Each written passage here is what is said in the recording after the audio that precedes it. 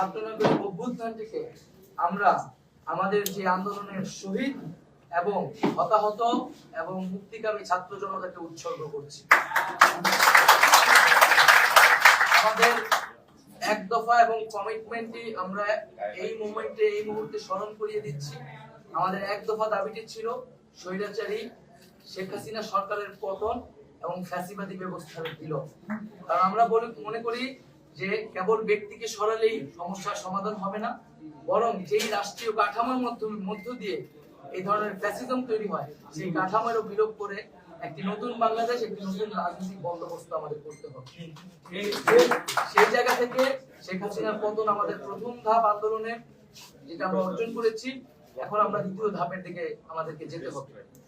সেজন্য আমরা মনে করি এই যে অভ্যুত্থানকারী ছাত্র নাগরিক তাদের প্রস্তাবিত আমরা একটি প্রস্তাব করব আগামী 24 ঘন্টার মধ্যে আমরা একটি অন্তর্বর্তীকালীন জাতীয় সরকারের প্রস্তাব করব। সেই জাতীয় সরকারে অভ্যুত্থানকারী ছাত্র নাগরিকদের অংশ থাকবে এবং সমাজের যে নাগরিক সমাজ সহ যে নানান পেশাজীবী এবং নানান ধরনের পক্ষ রয়েছে সকলের প্রতিনিধিত্ব নিশ্চিত করে তাদের সাথে আলোচনার মাধ্যমে আমরা একটা অন্তর্বর্তীকালীন জাতীয় সরকারের রূপরেখা এবং নাম, সেই সরকারে কারা কারা থাকবে সেই নামগুলো ঘোষণা করব। কারণ আপনারা সকলেই জানেন যে আমরা আসলে গত কয়েকদিন ধরে খুবই ব্যাপক নিরাপত্তাহীনতার ভিতরে ছিলাম, যোগাযোগ থেকে বিচ্ছিন্ন ছিলাম। আমাদেরকে প্রথমে আমাদের সমন্বয়কদের সাথে বসতে হবে, তারপরে সমাজের নানান পক্ষদের সাথে বসতে হবে, বসে আমরা একটি সমন্বিত সিদ্ধান্ত গণতান্ত্রিক ভাবে জাতির সামনে উপস্থাপন করতে চাই। সেটা আগামী 24 ঘন্টার মধ্যে আমরা সেই অন্তর্বর্তীকালীন জাতীয় সরকারের রূপরেখা উপস্থাপনা করব। যারা এই আন্দোলনে শহীদ হয়েছে তাদেরকে আমরা জাতীয় বীর হিসেবে ঘোষণা করছি। এছাড়াও যারা এই ফ্যাসিস্ট রেজিমে গত কয়েক বছরে শহীদ হয়েছেন তাদেরকেও আমরা আজকের এই দিনে স্মরণ করছি।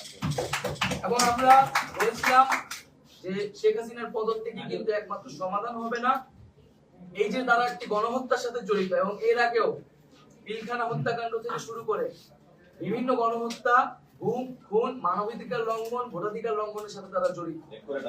এর অবস্থায় বিচারের ব্যবস্থা করতে হবে। শেখ হাসিনা পালিয়ে গেলেই হবে না, আমরা তাকে বিচারের আওতায় আনবো।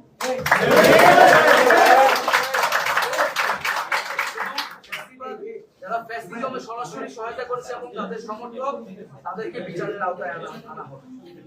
এবং আমরা বলতে চাচ্ছি যে অভ্যুত্থানকারী ছাত্র নাগরিকের সমর্থিত বা প্রস্তাবিত সরকার ছাড়া আমরা কিন্তু আর কোন ধরনের সরকারকে সমর্থন করব না। সেটা সেনা সমর্থিত সরকার হতে পারে বা জরুরি অবস্থা দিয়ে রাষ্ট্রপতি শাসিত সরকার হতে পারে। আমরা এই ধরনের কোন সরকারকে বিপ্লবী ছাত্র জনতা গ্রহণ করবে। আমরা ঘোষণা করছি যে সকল আমাদের আন্দোলনের শিক্ষার্থী সমন্বয়ক রাষ্ট্র সমাজ সম্পাদক আক্তার হোসেনকে এখনো জেলে বন্দী করে রাখা হয়েছে, আমাদের সমন্বয়ক ইব্রাহিম নীরব সহ সারা দেশেই বিভিন্ন সমন্বয়ক, আন্দোলনকারী এবং নিরপরাধ ব্যক্তিদের গ্রেফতার করে রাখা হয়েছে কারাগারে। আমরা সকল কারাবন্দীদের এই আন্দোলনের কারাবন্দী এবং এছাড়াও এই ফ্যাসিস্ট রেজিমে যে নিরপরাধ ব্যক্তি এবং রাজবন্দী করে রাখা হয়েছে তাদেরকে আগামী 24 ঘন্টার মধ্যে মুক্ত করার ঘোষণা করছি। আমরা আমাদের সাথে রাজপথে দেখতে চাই এবং আমরা মুক্তিকামী ছাত্র জনতার প্রতি আহ্বান রাখছি যে তারা যাতে আমাদের কাছ থেকে 24 ঘন্টার মধ্যে আমরা যে চূড়ান্ত সরকারের রূপরেখা দিব তার ঘোষণার আগ পর্যন্ত তারা যাতে রাজপথে অবস্থান করে। এবং এক্ষেত্রে আমাদেরকে সতর্ক থাকতে হবে যে আন্দোলনের সুযোগে এখানে ফ্যাসিবাদের দোসররা এখনো নানান ধরনের অঘটন, নাশকতা, সহিংসতা করে এই আন্দোলনের ন্যায্যতাকে প্রশ্নবিদ্ধ করার চেষ্টা করে যেতে পারে। আমরা আহ্বান জানাচ্ছি সকলের প্রতি, এই দেশ আমার, এই রাষ্ট্রীয় সম্পদ আমাদের, সেক্ষেত্রে কেউ যাতে কোনো ধরনের লুটপাট, সাম্প্রদায়িক হামলা, কোন ধরনের উস্কানিতে কান না পাতে মুক্তিকামী ছাত্র জনতাকেই সতর্ক থাকতে হবে এবং দেশের সম্পদ রক্ষা করতে হবে। আমরা কোনো প্রাণনাশ, কোনো সহিংসতা চাই না। আমরা শান্তিপূর্ণভাবে রাজপথে অবস্থান করব এবং যাদের বিচার করা হবে তাদের একটি প্রক্রিয়া অনুসরণ করে ন্যায় বিচারই আমরা সমাজে প্রতিষ্ঠা করব। আমরা বৈষম্য দূর করার জন্য, সমাজের ন্যায় বিচার এবং জীবনের নিরাপত্তার জন্যই কিন্তু এই এক দফা আন্দোলন ঘোষণা করেছিলাম। সেই ঘোষণার প্রতি যাতে সবাই শ্রদ্ধাশীল থাকে এবং বৈষম্য বিরোধী ছাত্র আন্দোলনের নেতৃত্বে এই অভ্যুত্থান সংগঠিত হয়েছে এবং আমরা আহ্বান জানাচ্ছি যে বৈষম্য বিরোধী ছাত্র আন্দোলন সকলের জীবন এবং জানমালের নিরাপত্তার জন্য মাঠে থাকবে, সে বিষয়ে সবচেয়ে বেশি সতর্কতা দিয়ে আমরা রাজপথে থাকব। এবং আমরা আহ্বান জানাচ্ছি, আমরা ঘোষণা করছি যে যাতে বাংলাদেশে আমরা একটা ঐক্যবদ্ধভাবে এই গণঅভ্যুত্থানের কাছাকাছি গণঅভ্যুত্থানের মাধ্যমে সরকার প্রদান করেছি, আমাদের এখন ঐক্যবদ্ধ থাকতে হবে।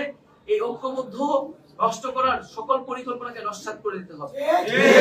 সেজন্য আমরা বারবার বলেছি যে আমরা এই হাসিনা রেজিম, এই ফ্যাসিবাদী ব্যবস্থার বিপরীতে, খনি সরকারের বিপরীতে প্রতিবাদী জনতা। এখানে কোনো দল, মত, ধর্ম নির্বিশেষে আমরা সবাই ঐক্যবদ্ধ হয়েছি। এখানে কোন ধরনের সাম্প্রদায়িক উস্কানি, কোন ধরনের নাশকতা বা বিভাজনের চেষ্টা করা হলে মুক্তিকামী ছাত্র জনতাকে তা রুখে দিতে হবে। আমি আবারও এই গণ অভ্যুত্থানের জন্য সকলকে ধন্যবাদ জানাচ্ছি, সকলকে অভিনন্দন, দেশবাসীকে অভিনন্দন জানাচ্ছি এবং আমরা আগামী 24 ঘন্টার মধ্যেই অন্তর্বর্তীকালীন জাতীয় সরকারের রূপরেখা হাজির করব। তার জন্য সকল পক্ষের সাথে আমরা আলোচনা করব, আমাদের সকল সমন্বয়কদের সাথে আলোচনা করব এবং এই কাজটি করার জন্য আমরা একটি লিয়াজু কমিটি হয়তো রাতের মধ্যেই প্রেস রিলিজের মাধ্যমে আপনাদেরকে জানিয়ে দিব যে আমাদের পক্ষ থেকে কারা আসলে এই বিভিন্ন পক্ষের সাথে আলোচনায় বসবে। এক্ষেত্রে আপনাদের যদি আর কোনো প্রশ্ন থাকে, জিজ্ঞাসা থাকে, সেই প্রশ্নগুলো আলোচনা আমরা একটা করে রাখবো। আমরা ইতিমধ্যে দেখেছি যে আমরা বিভিন্ন রাজনৈতিক দলের প্রধানদেরকে দেখে আর্মি চিফ তারা একটা ইন্টারিম গভর্নমেন্টের দিকে আগাচ্ছে। সেক্ষেত্রে এই বিরোধী যে রাজনৈতিক দলগুলো আছে তাদের প্রতি আপনাদের কি আহ্বান? আমাদের আহ্বান থাকবে যে বৈষম্য বিরোধী ছাত্র আন্দোলন এবং বিপ্লবী যে ছাত্র নাগরিক তাদের নেতৃত্বেই কিন্তু এই অভ্যুত্থানটি ঘটেছে। ফলে জনগণ তাদের নেতৃত্বে মাঠে নেমে এসেছিল, তাদের নেতৃত্বে জীবন দিয়ে, তাদের আহ্বানে জীবন দিয়েছিল। তাদের সাথে তাদের যে প্রস্তাবনা, সেই প্রস্তাবনার প্রতি কিন্তু দেশের মানুষের শতভাগ আস্থা রয়েছে। বিরোধী দল সহ সকল পক্ষকে আমরা আহ্বান জানাবো যে তারাও এই যে বিপ্লবী ছাত্র নাগরিক তাদের প্রতি যাতে সেই আস্থাটা রাখে। কারণ যদি এখানে কোন ধরনের চক্রান্ত বা পরিকল্পনার অংশ নেয় এই ফ্যাসিস্ট রেজিম শেখ হাসিনাকে সরিয়ে তার কোনো বি টিমকে বসাতে চায় এবং সেক্ষেত্রে যদি কোনো রাজনৈতিক দল বা পক্ষ অংশগ্রহণ করে, সেক্ষেত্রে কিন্তু বাংলাদেশের জনগণ তাকে গ্রহণ করবে না, প্রত্যাখ্যান করবে। গণমাধ্যমে প্রকাশিত হয়েছে আপনাদের 3 জন সমন্বয়ক বাকি রাজনৈতিক দলের নেতাদের সাথে 3 জন সমন্বয়ক বঙ্গভবনে প্রবেশ করেছে। আপনারা এই বিষয়টা জানেন কিনা, সেখানে তারা এই বিষয়ের উপর কথা বলেছে কিনা? এখানে আমরা বলতে চাই আন্দোলনের যারা মূল সমন্বয়কারী যে ক্যাডারগুলোকে আপনারা হয়তো চেনেন, তারা সবাই এখানে উপস্থিত আছে। আমরা কিন্তু ফ্যাসিবাদী ব্যবস্থার বিলোপ চেয়েছি। বঙ্গভবনে যে রাষ্ট্রপতি থাকেন তিনি ফ্যাসিবাদী ব্যবস্থার একটা অংশ। আমাদের সাথে কোনো আলোচনা ব্যতি রেখে 3 সমন্বয়ক সেখানে গিয়েছেন। এ বিষয়ে আমরা তাদের সাথে কথা বলবো এবং কথা বলে যদি কোনো উপযুক্ত উত্তর তারা না দিতে পারেন সে বিষয়ে আমরা ব্যবস্থা নিব। সর্বদলীয় ছাত্র আন্দোলন ব্যবস্থা নিব।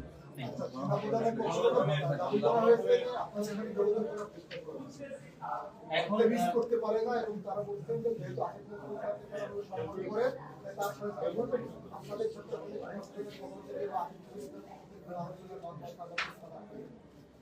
না, আমরা এখন পর্যন্ত সে ধরনের কোনো আলোচনার প্রস্তাব পাইনি।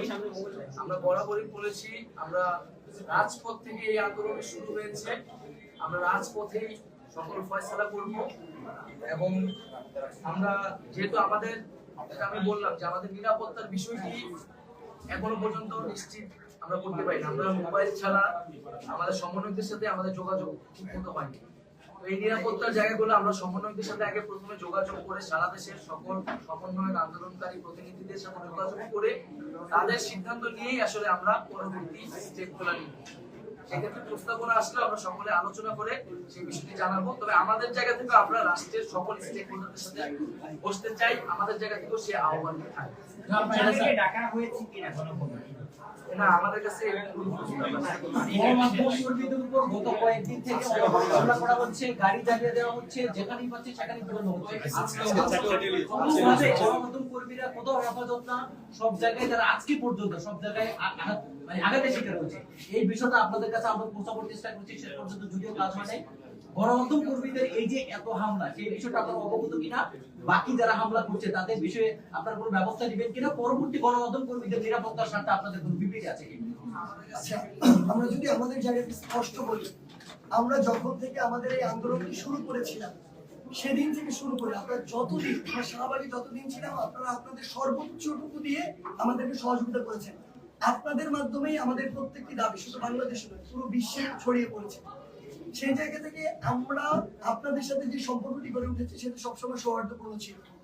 আমরা আমাদের জায়গা থেকে প্রত্যেক সময়টি জানিয়েছি যে আমাদের যে সাংবাদিক ভাইরা রয়েছেন, বোনেরা রয়েছেন, তাদেরকে যেন সর্বোচ্চ সহযোগিতাটুকু করা হয়। আপনারা দেখে থাকবেন আমাদের যে মূল গ্রুপ রয়েছে সেখান থেকে আমরা সবসময় পোস্ট করেছি, ইভেন ব্যক্তিগত টাইমলাইন থেকে আপনারা যদি চেক করে দেখেন, আমরা আজকে দিয়েছি, গতকালকে দিয়েছি, যখনই আপনাদের জায়গা থেকে এই অভিযোগগুলো এসেছে। আমরা বিশ্বাস করি আমরা আন্দোলন করেছি রাজপথে, কিন্তু সেটি পুরো দেশ থেকে পুরো বিশ্বে ছড়িয়ে পড়েছে আপনাদের মাধ্যমে। এবং আমরা এটি বিশ্বাস করি যে আপনারা আপনাদের জায়গা থেকে এই কথাটি ছড়িয়ে দিতে পেরেছেন বলেই আজকে বাংলাদেশে এমন একটি গণ অভ্যুত্থান সম্ভব হয়েছে। সেই জায়গা থেকে আমাদের কথা হচ্ছে যে আমরা অবশ্যই যা হয়েছে এটা কোনোদিন সমর্থন করি না, এবং এটার জন্য যেভাবে উপযুক্ত ব্যবস্থা গ্রহণ করা প্রয়োজন আমরা আমাদের জায়গা থেকে সর্বোচ্চটুকু দিয়ে সেটি করব। আমরা আমাদের জায়গা থেকে নিরাপত্তা আপনাদের নিশ্চিতের ব্যাপারে সর্বোচ্চ সচেষ্ট থাকার আহ্বান করবো পুরো দেশবাসীকে। আমরা পুরো দেশবাসীকে বলতে চাই যে আমাদের এই গণমাধ্যম যে ভাইরা রয়েছেন, বোনেরা রয়েছেন, তাদের জন্য আজকে আমাদের সাথে কি হয়েছে এটা পুরো বিশ্বে গিয়েছে। সেই জায়গা থেকে তারা যেন তাদের সর্বোচ্চটুকু দিয়ে আপনাদেরকে সহযোগিতা করেন, এবং যারা অসৎ উদ্দেশ্যে আমাদের আন্দোলনকে প্রশ্নবিদ্ধ করার উদ্দেশ্যে আপনাদের গাড়িতে আপনাদেরকে শারীরিকভাবে বা বিভিন্নভাবে হামলা করার চেষ্টা করেছে, তাদেরকে যেন সাধারণ জনগণ প্রতিহত করে। আরেকটা প্রশ্ন, অনেক হাউস আগুন দেওয়া হয়েছে, এই হাউসগুলোর ব্যাপারে অলরেডি 3-4টা হাত দিয়ে একটু বলে দেন, অন্যান্য হাউসগুলো যেন আপনাদের মানে যারা 3-4টা মিডিয়া আহ্বান থাকবে ছাত্র জনতার প্রতি দেশের সম্পদ, মানুষের জীবনের নিরাপত্তা নিশ্চিত করার দায়িত্ব আমাদের। সেক্ষেত্রে